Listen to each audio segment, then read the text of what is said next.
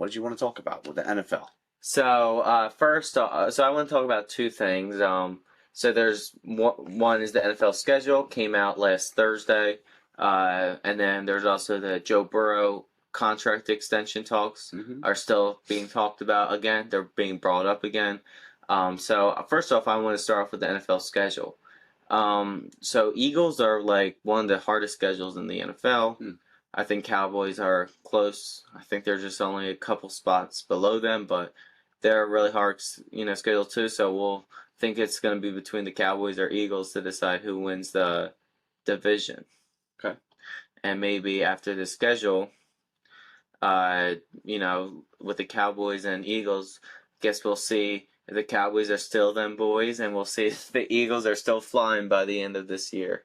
So when you say difficult schedules, like what teams or what spots in the schedule are raising red flags as potential real deal obstacles to what hopefully shapes up to be another Super Bowl run for the Eagles? So we have the Buffalo Bills, Oof. Miami Dolphins. I know the New England Patriots we face them week 1, the home opener at the Patriots Stadium. Actually, Tom Brady's going to be honored that game because he retired during the offseason. But and then we have the Jets with Aaron Rodgers. I don't know, how they're going to be. Nobody knows. Nobody knows because we all thought the same thing with Russell Wilson when he joined the Broncos. We all thought the Broncos are going to start winning Super Bowls again. It wasn't the case. So we just don't know. I just don't know at this point.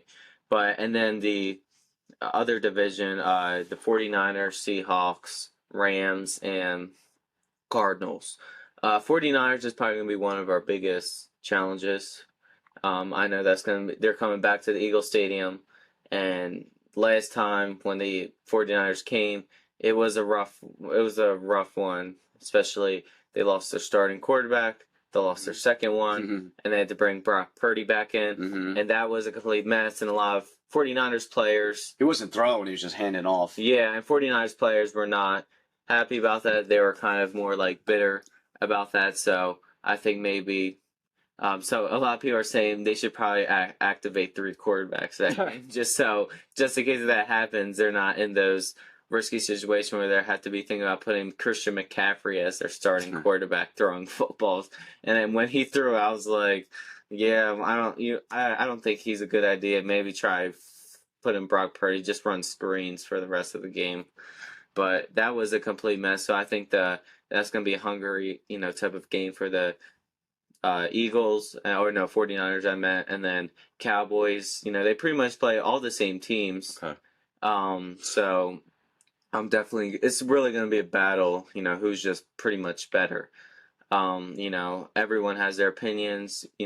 I'm not upset that we have a hard schedule. I think it's going to really show to the NFL, if the Eagles are really that good, or, if last year was just a fluke for the Eagles, because, we really didn't play a lot of good teams, but I feel like that this year, if we beat a lot of those good teams, people might start to understand that the Eagles and Jalen Hurts is really, a good quarterback.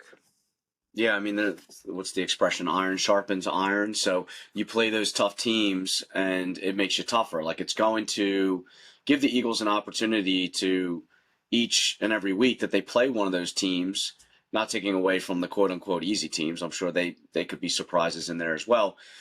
But you play that tough team, and they are going to shine a light on every crack in your game plan. And so it's going to give Sirianni and his new crew, a lot of opportunities to go back and kind of patch up the cracks and get things solidified so that when they roll deeper into the season and they are in that playoff hunt, potentially with the Cowboys,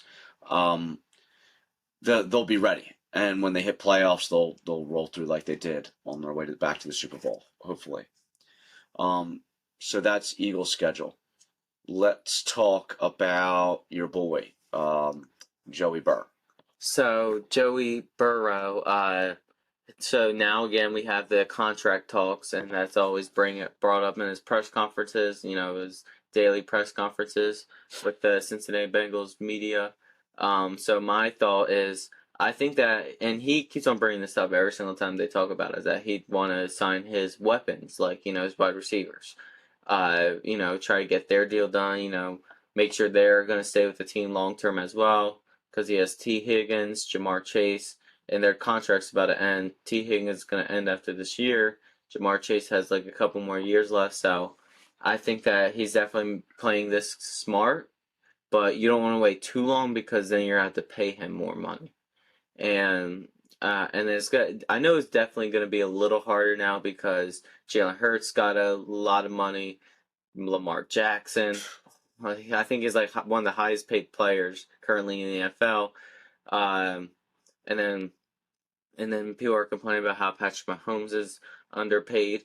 So if he is, if that's the case, and they end up extending him, so price is going to be really high for Joe Burrow, and hopefully get that deal done. I would say so. If you're trying to sign him to like a cheaper extension just so he can get his receivers back, I would say maybe around like a 3 or 4 year range type of contract. But it's just a lot of craziness with all these quarterbacks getting paid this offseason because this is a big deal for a lot of these quarterbacks getting paid. I honestly don't really care about the whole Patrick Mahomes being underpaid quarterback. I mean, people were saying like the Chiefs are a disrespectful, organization because they're not because he's underpaid right now. It's just whatever. I mean, he's winning championships. I don't think he cares that much about it.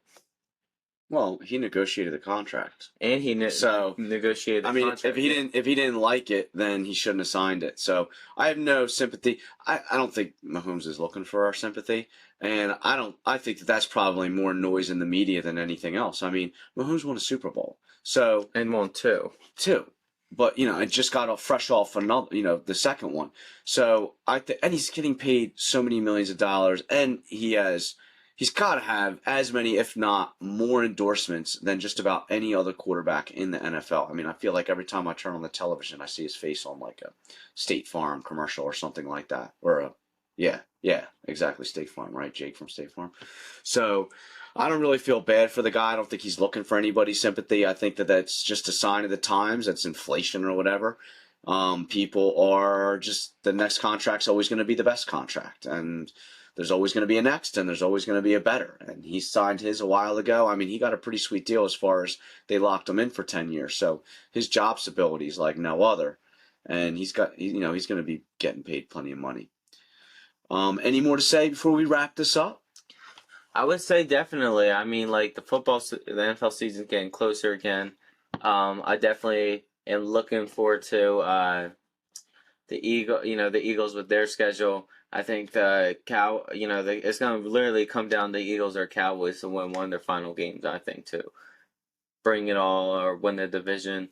So, so the Eagles have a, harder schedule, but I think I'm glad because now it's going to show who the Eagles are really, who the Eagles really are.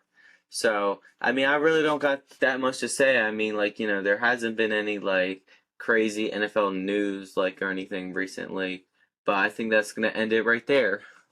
See you guys next episode. Goodbye.